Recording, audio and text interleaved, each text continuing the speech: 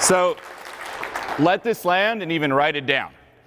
We think failure is scary, right? I don't want to fail. I don't want things to not go my way. I want to succeed, right? So you think. But you want to know what's scarier than failing? Succeeding.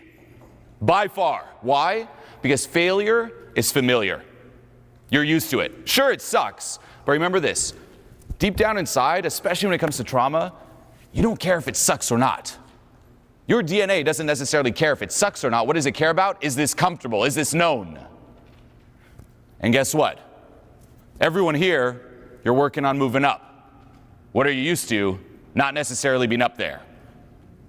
Or you might have moved up a bit, and it's still a little bit unfamiliar, and you can kind of tiptoe it, but there always is that ceiling where if you pass it, self-sabotage kicks in. And this goes really deep. Again, we've seen it for years, even before that whole scandal, right? The thing that held so many people back isn't failure or fear of failure, although you might think, right? Oh, I want to say hi to that person. No, I don't want to fail. I'm a little scared. You'd be much more scared if you went up and you said hi to someone and they're like, oh, hey, with a huge smile. You're like, what? People freak out when things go well. And the way self-sabotage will seep in will be so subtle. Okay, here's a personal example when I started making some money. Okay, when I first moved to America, I was really broke. I was on minimum wage, like at the time it was like $8, and I think I got it $8.25 and $8.50 an hour. That was my raise, $8.50 an hour. And I was working at places like the Coffee Bean, which is like Starbucks.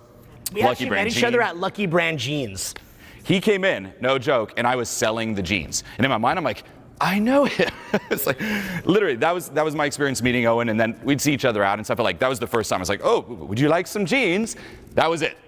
Now, going from that, and that was my identity too. It's like, well, I guess this is what makes sense for me. This is what's familiar.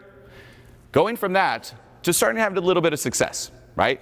Then started teaching, traveling around the world, being pretty successful. It would seep in the weirdest ways where now I had some money, and instead of being like, oh great, I have money, the only thing I'd be thinking is, how do I spend this? How do I spend this? Must spend this, must spend this. And as the money would go up, I'd feel less and less comfortable. I'm like, this is not known, this is not me, this does not compute, this does not resonate. And you will rationalize the weirdest ways. Where I'd be traveling, I'm like, well, you know what?